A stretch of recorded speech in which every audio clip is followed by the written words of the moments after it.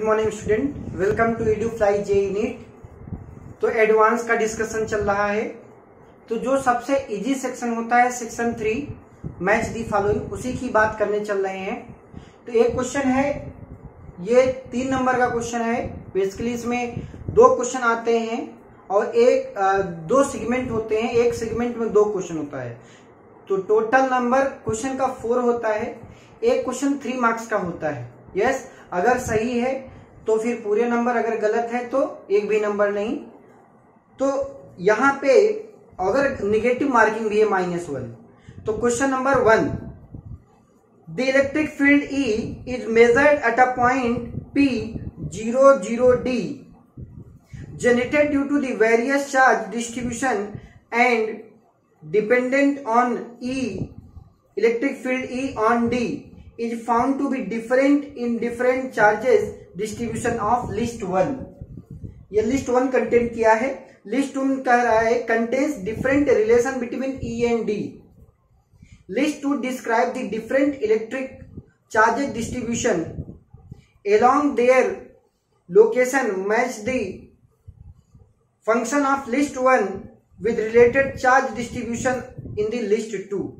तो ये आपके पास इस तरीके से क्वेश्चन है। तो पहला जो चीज है कि जो चार्ज रखा है a point charge Q at the origin, और यहां पे इलेक्ट्रिक फील्ड पूछ रहा है। एक एक चीज करते हुए देखते हैं। साहब यहाँ पे जो है a point charge at origin, यहाँ पे Q चार्ज है, ओरिजिन पे रखा है। अब ये पूछ रहा है, जो क्वेश्चन बता रहा है 0, 0, D, यहाँ पे इलेक्ट्रिक फील्ड क्या होगा। तो आपने जैसा पढ़ा है कि electric field due two point charge के लिए KQ divided by D square, KQ divided by D square.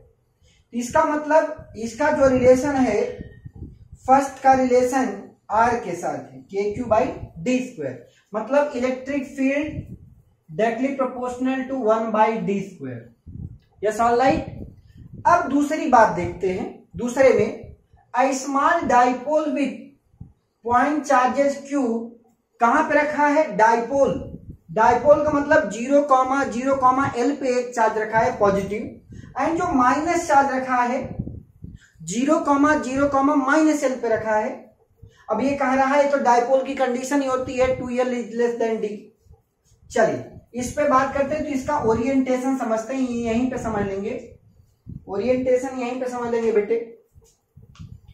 तो जो फर्स्ट है वो फर्स्ट का R है।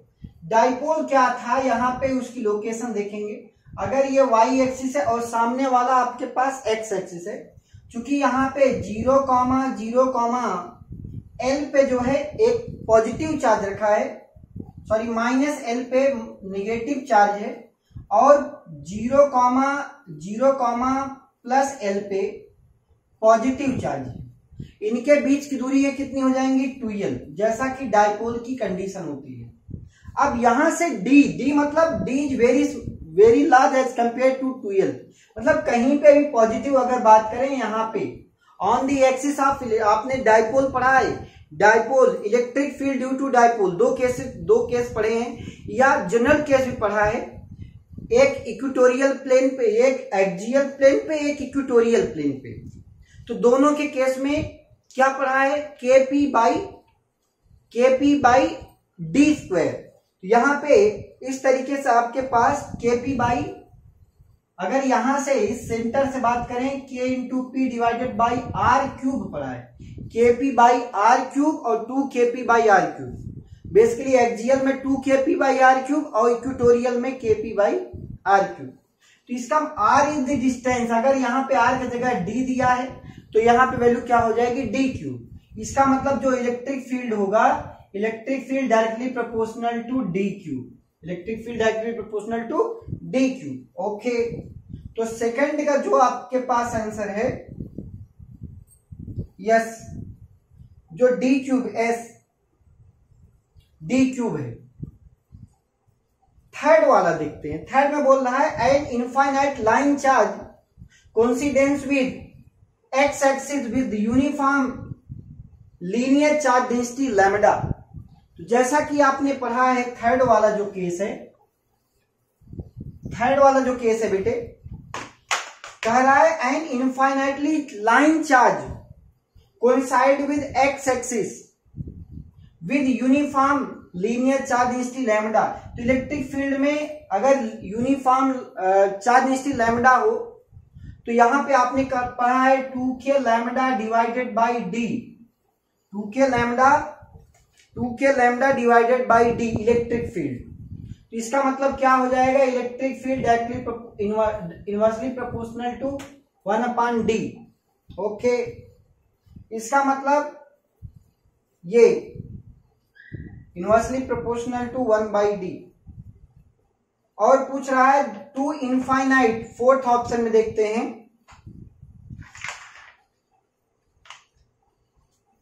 फोर्थ ऑप्शन क्या बोल रहा है, two infinite wire carrying uniform linear charge density parallel to x axis, one along y equal to 0, z equal to L has a charge density plus lambda, another is y बराबर 0 z बराबर L has charge density minus lambda। तो यहां पे इस तरीके से एक basically wire है, देखते हैं कैसे। ये ओरिजिन है, तो आपके पास यहां पे 0, 0, L पे माइनस एल पे क्या है, माइनस लैम्डा बेटे है, minus lambda linear charge density x axis में।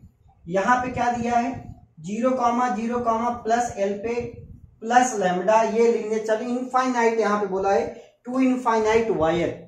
तो यहां पे आपके साइड अगर ये जेड एक्सिस है, ये वाई एक्सिस है, तो आपके साइड मतलब ये एक्स एक्सिस होगा। तो इस पे जो है दो चार्जेस रखे हैं। तो आपके पास बोला है कि इलेक्ट्रिक फील्ड क्या होगा। तो आपको पता है इलेक्ट्रिक फील्ड निकालने का तरीका ऐसे कैसे निकलेंगे, कहीं पे भी इनके बीच की दूरी कितनी हो जाएगी 2l। ध्यान से समझना सर, इलेक्ट्रिक फील्ड कितना हो जाएगा 2l। ओके, तो यहां से d दूरी पे, d की वैल्यू बहुत बड़ी है, ये जेड एक्सिस है बेटे, ये d है, किसी पॉइंट d पे इलेक्ट्रिक फील्ड क्या होगा। तो यहां पे कहीं पे भी इलेक्ट्रिक फील्ड निकालने का तरीका क्या बताया था, जहां पे भी निकालना हो वहां पे यूनिट पॉजिटिव चार्ज रख दो, इसके बाद इन टर्म्स ऑफ डायरेक्शन आप देख लो। तो अगर यहां पे बात करें तो ये पॉजिटिव है, ये पॉजिटिव रिपल होगा, तो इसकी वजह से आपके पास जो डायरेक्शन की वैल्यू आएगी 2k lambda divided by d minus L, यहां पे आ जाएगा d माइनस एल का होल स्क्वायर। और यहां पे इस वायर की वजह से अट्रैक्ट होगा 2k lambda divided by d plus L का होल स्क्वायर। अब इसका नेट इलेक्ट्रिक फील्ड चाहिए, ई नेट की वैल्यू क्या हो जाएगी, ई नेट की वैल्यू जो ये वैल्यू क्या है d माइनस एल, मतलब ये वैल्यू क्या है, जितना वैल्यू कम होगी वो ज्यादा है, मतलब ज्यादा में से माइनस कम वाला करना है। ई नेट की जो वैल्यू आएगी, ई नेट कैसे सॉल्व करोगे, 2k lambda divided by d minus L का whole square minus 2k lambda divided by d plus L का होल स्क्वायर। इसको तरीके से सॉल्व करेंगे और अप्रोक्सीमेशन लास्ट में लगा देंगे। तो आपके पास ये जो वैल्यू बचेगी E1/d², लास्ट में इलिमिनेट कर देंगे बहुत सारी वैल्यू को, तो आपको मिलेगा E inversely proportional to 1/d², मतलब फोर्थ का भी इनवर्सली प्रोपोर्शनल टू 1/d²। और last one, infinite plate charge density with XY plane with uniform surface charge density sigma. आपने पढ़ा होगा कि अगर infinite surface charge density sigma होती है तो किसी भी पॉइंट पे इलेक्ट्रिक फील्ड जो E की वैल्यू होती है σ/2 एप्सिलॉन नॉट, σ/2 एप्सिलॉन नॉट, जो कि इंडिपेंडेंट होती है विद रिस्पेक्ट टू डिस्टेंस। तो इसका मतलब इसका जो है इंडिपेंडेंट ऑफ D हो जाएगा। तो out of 4 option which option is correct, ये जेईई एडवांस के क्वेश्चन है। तो इस तरीके से देखो P का 5, चलो D इलिमिनेट हो गया, Q का 3, Q का 3, ठीक है, सब में है। R का 2 ऑप्शन है, 1 भी है 4 भी है, 1 और 4, yes, option B is correct, option B is correct. तो इस तरीके से जो जेईई एडवांस है, इस तरीके से क्वेश्चन आते हैं। आपको पूरा जितने भी फॉर्मेट है इलेक्ट्रिक फील्ड के वो आने चाहिए, तभी ये क्वेश्चन बन पाएगा, अदरवाइज नहीं बन पाएगा। तो आपको करना क्या है कि तरीके से पूरी सब चीजें एक एक चीजें पढ़ के जानी है। Yes, alright, late us discuss next question. कह रहा है a planet of mass capital M has 2 natural satellite with mass M1 and M2. The radii of their circular orbit R1 and R2 respectively. Ignore the gravitational force between the satellite. Define V1, L1, K1 and T1 to the respectively. The orbital speed, जहां पे क्या है, V1 क्या है, orbital speed है, L1 क्या है, angular momentum है, K1 क्या है, काइनेटिक एनर्जी है, and T1 is time period of the revolution of the satellite. Similarly जो V2 है, L2 है, K2 है और T2 है वो सेकंड सैटेलाइट के लिए है।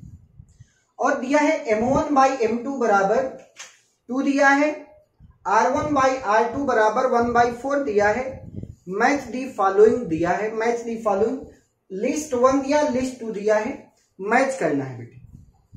तो पहली चीज हम देखते हैं कि साहब यहां पे ये नेचुरल, ये सैटेलाइट है, इसके 2 नेचुरल सैटेलाइट जिसका मास दिया है M1 by M2, M1 by M2 का जो रेशियो दिया है वो 2 दिया है, ये M1 है ये M2 है, इसका रिस्पेक्टिवली R1 बाई R2 का रेशियो दिया है, जैसा कि सब कुछ बताया गया है अकॉर्डिंग टू द क्वेश्चन। अब यहां पे जो ग्रेविटेशनल फोर्स होगा वो सेंट्रीफ्यूगल फोर्स के बराबर होगा। अच्छी बात है, क्या होगा सर, G कैपिटल M छोटा m G M1 M2 by R square, R की जगह अगर फर्स्ट लिख रहे हो R1 square is nothing but M V1 square divided by R। Yes, alright, R ने R को मार दिया, यहां पे M1 है, M1 ने M1 को मार दिया। तो एक बात यहां से समझ में आ गई, V1 square is equal to GM, ऐसे लिख सकते हैं, G into M divided by R1। Similarly आप V2 के लिए भी बता सकते हो, V2 बराबर क्या हो जाएगा sir, GM divided by R2 sir, V2 हो जाएगा V2 स्क्वायर। अब इसका रेशियो, ये 1 ये 2, इसका रेशियो देख लें, V1 square by V2 square बराबर GM by R1 divided by GM by R2, ठीक।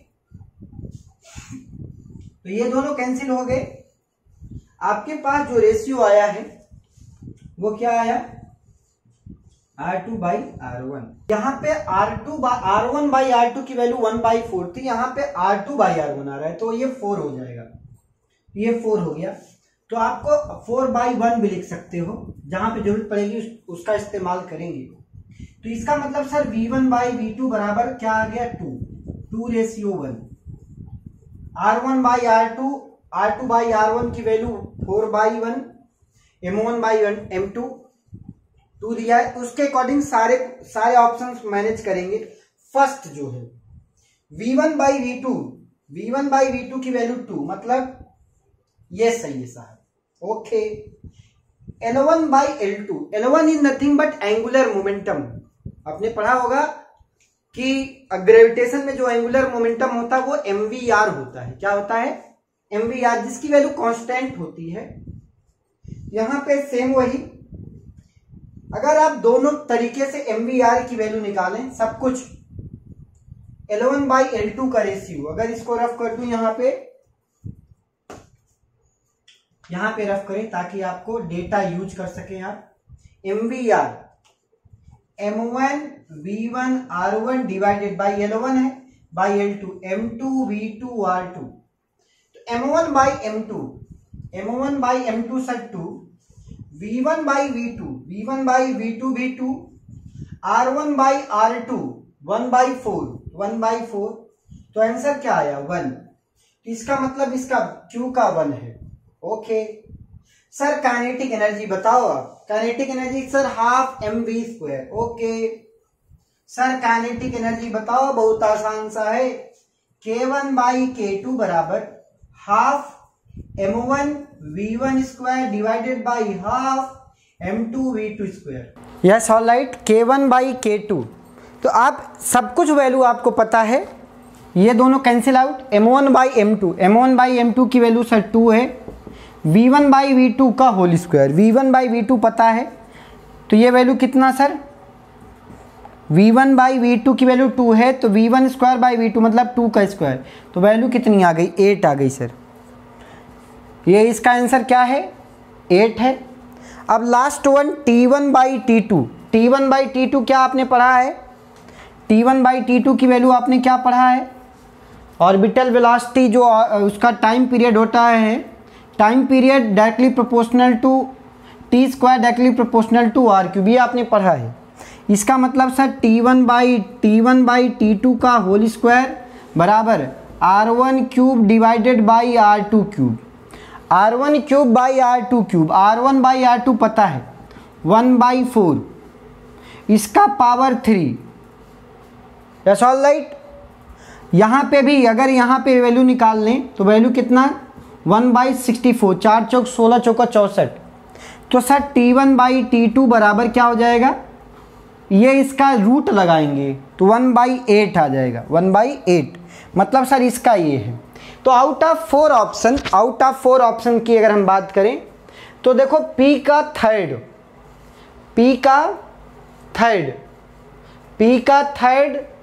Q का सेकेंड, R का 4, S का 1, ऑप्शन बी इज करेक्ट। तो इस तरीके से आपका ये क्वेश्चन था, बहुत आसान था, ऐसा कोई टफ क्वेश्चन नहीं था, आपको बस थोड़ा सा सारी चीज़ें इकट्ठा करनी थी और कुछ नहीं था इसमें। सो let us discuss next question. It is given that 1 mole of the monoatomic ideal gas undergoing 4 thermodynamics process as shown in figure. Among the 4 process, one is isobaric, isochoric, isothermal and adiabatic. Match the process mentioned in list 1 to the corresponding statement in list 2. देखो बहुत ही आसान सा, एकदम बहुत आसान सा question, बस process पहचान लो। ये कौन सा प्रोसेस है सर, एडियाबेटिक। पीवी डायग्राम दिया है बेटी, तो सर फर्स्ट वाला पीवी डायग्राम, ये फर्स्ट प्रोसेस जो है, जो फर्स्ट है वो आइसोबारिक है। अब जिसका स्लोप ज़्यादा होता है आप उसको एडियाबेटिक मानते हो, तो यहाँ पे सर इसका स्लोप ज़्यादा होगा, इसका स्लोप कम होगा। तो जो ये फर्स्ट, ये जो तो यहाँ पे जो फर्स्ट प्रोसेस है दिस इज एडियाबेटिक प्रोसेस, ये सेकंड वाला प्रोसेस है आइसोबारिक। जो फर्स्ट प्रोसेस है वो एडियाबेटिक। जो फोर्थ प्रोसेस है आइसोथर्मल। ओके, जो सर थर्ड प्रोसेस है isochoric.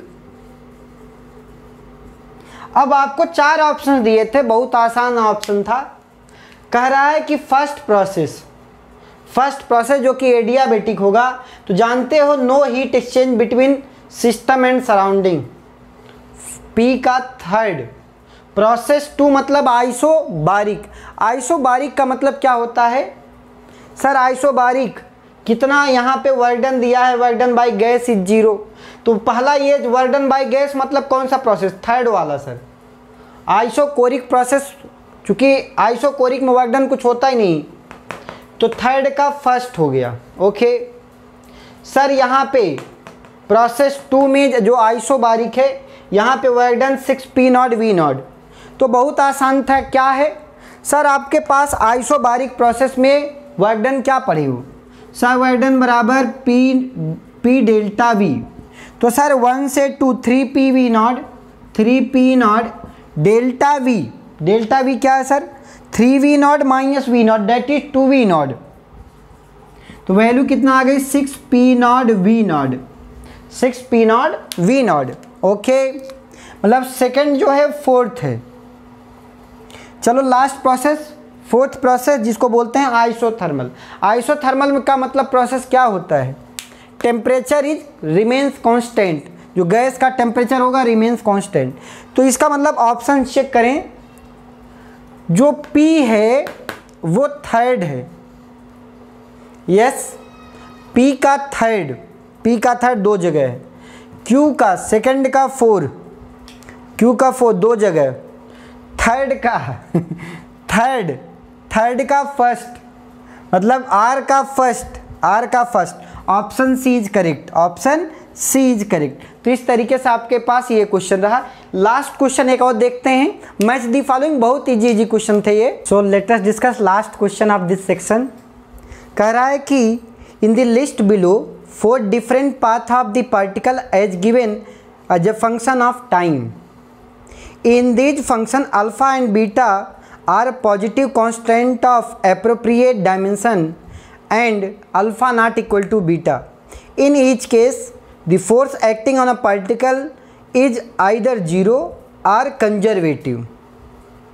In list second, 5 different quantities of particle are mentioned, जहाँ पे P क्या है, linear momentum, L क्या है, angular momentum, and K is the kinetic energy, U is the potential energy and capital is the total energy. Match the following quantities of list 2 which are conserved for the that path are. तो यहाँ पे आपके पास इस तरीके से चार basically path दिए हैं। तो फर्स्ट पार्ट हम देखते हैं, आर टी बराबर alpha T I cap plus beta T J cap. तो अगर आप ध्यान से देखो तो एक पार्टिकल है जिसको अगर डिफ्रेंशिएट करें तो आपके पास क्या होगा, वी टी जो वैल्यू होगी, वी टी बराबर सर अल्फ़ा आई कैप प्लस बीटा जे कैप। अगर इसको फिर डिफ्रेंशिएट करो, टी के टाइम का फंक्शन है ही नहीं, मतलब सर वेलोसिटी जो है वो क्या हो चुकी है, कांस्टेंट हो चुकी है। इसका मतलब सर एक्सेलरेशन पक्का जीरो होगा। एक्सेलरेशन पक्का जीरो होने का मतलब क्या समझते हो, एक्सेलरेशन मस्ट बी जीरो। किसी भी सिस्टम पे अगर यहाँ पे acceleration must be zero, acceleration zero होगा तो क्या क्या चीज़ें होंगी वो ध्यान से। अगर वेलोसिटी कांस्टेंट है तो मोमेंटम क्या होगा, कंजर्व होगा, m इंटू वी है सर। तो इसका फर्स्ट का जो p है, p का 1 भी है, जो एंगुलर मोमेंटम होगा mvr, ये भी कांस्टेंट सर, ये सेकंड भी होगा, काइनेटिक एनर्जी हाफ mv², मास और वेलोसिटी दोनों कांस्टेंट है, थर्ड भी होगा। फोर्थ पोटेंशियल एनर्जी, ये भी वही होगा पोटेंशियल एनर्जी। और फिफ्थ मतलब फर्स्ट का जो P है उसमें पांचों ऑप्शन हैं। चलो भाई, जहाँ पे नहीं है ये नहीं है, यहाँ पे ये नहीं है, तो A और B में से कोई एक होगा। तो यहाँ पे देखते हैं ये किसकी इक्वेशन दिख रही है, आपको दिख रहा है R जो वेक्टर है वो alpha cos omega T plus beta sine omega T. तो ये इक्वेशन ऑफ इलिप्स दिख रही है, इक्वेशन ऑफ इलिप्स। ठीक है सर, अगर ये इक्वेशन ऑफ इलिप्स है, इसका मतलब सर्कुलर ग्रेविटेशन में आपने पढ़ा होगा equation of ellipse. Equation of ellipse दो फोकस होते हैं, सबको पता है कि अगर यहाँ से जितना पास कोई पार्टिकल होता है, जितना पास होगा उसकी वेलोसिटी वेरिंग होती है। अगर यहाँ पे सन फोकस पे है, कोई सैटेलाइट यहाँ से घूम रहा है, कोई प्लैनेट है, तो जितना कोई पार्टिकल दूर होता है, जो जितना प्लैनेट दूर होगा वो उतना धीरे जाएगा, लेकिन जितना पास आता है उस तरीके से उसकी स्पीड बढ़ती है। ठीक है सर, इसका मतलब सर वेलोसिटी वेरिंग हो रही है, वेलोसिटी वेरी हो रही है, इसका मतलब सर मोमेंटम वेरी होगा। तो चलो भाई, मोमेंटम कांस्टेंट नहीं होगा, ये बात पक्का है। क्या एंगुलर मोमेंटम कंजर्व होता है इस केस में? हाँ सर, पक्का कंजर्व होता है। ग्रेविटेशन में एंगुलर मोमेंटम कंजर्व होता है according to the second law, Kepler second law. Okay, तो सर मतलब जो Q है वो सेकेंड है सर। और क्या काइनेटिक एनर्जी, जब वेलोसिटी वेरी हो रही है तो काइनेटिक एनर्जी भी वेरी होगी। क्या कोई एक्सटर्नल फोर्स लग रहा है सिस्टम पे? नहीं सर, इसका मतलब टोटल एनर्जी क्या होगी, कंजर्व होगी। इसका मतलब 2 और 5 पोटेंशियल एनर्जी वेरी होती है। चलो 2 और 5, तो आपको दिख रहा है सर 2 और 5 ये दोनों कैंसिल, 2 5 यहाँ मैच यहाँ मैच। लेकिन और भी ऑप्शंस चेक कर लेते हैं। आर टी बराबर ये एक इक्वेशन दिया है, ये किसकी इक्वेशन है? This is equation of circle, circle की इक्वेशन है। सर्कल में सबको वेलोसिटी क्या होती है? वेलोसिटी की डायरेक्शन चेंज होती रही। वेलोसिटी का मैग्नीट्यूड तो कांस्टेंट होता है, लेकिन डायरेक्शन क्या होती है? चेंज होती रहती है। इसका मतलब सर मोमेंटम भी क्या होगा? चेंज होता रहेगा। ओके, तो इसका मतलब सर जो थर्ड आर की अगर हम बात करें, अगर हम आर की बात करें तो आपके पास मोमेंटम कंजर्व, मोमेंटम कांस्टेंट नहीं होता, हाँ एंगुलर मोमेंटम कंजर्व होगा MVR। तो यहाँ पे 2 होगा। और क्या होता है? Kinetic energy. अगर यहाँ पे चूंकि रेडियस कांस्टेंट होता है तो इसका मैग्नीट्यूड, तो चूंकि एनर्जी है, एनर्जी इज स्केलर क्वांटिटी। अगर सर वेलोसिटी का जो मैग्नीट्यूड होता है वो तो कांस्टेंट होता है, लेकिन उसका डायरेक्शन चेंज होता रहता है। इसका मतलब अगर एनर्जी की बात किया जाए तो एनर्जी दोनों क्या होगी? कांस्टेंट होगी। तो यहाँ पे 2, 3 और 4 दोनों होगा सर, काइनेटिक पोटेंशियल दोनों।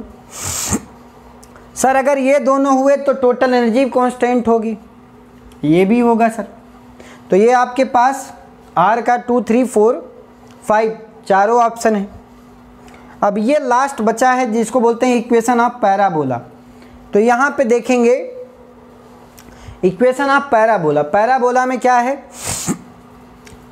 अगर पैराबोलिक पाथ है तो एक ही ऑप्शन बचा है, तो आप जा सकते हो इजीली कि यहाँ से इसको टोटल एनर्जी क्या होगी? कंजर्व होती है, कांस्टेंट होती है। तो according to the option, option A is correct, option A is correct. तो जितने भी 4 प्रॉब्लम आते हैं बेटे 12 नंबर जेईई एडवांस के लिए, 12 नंबर बहुत आसान होते हैं।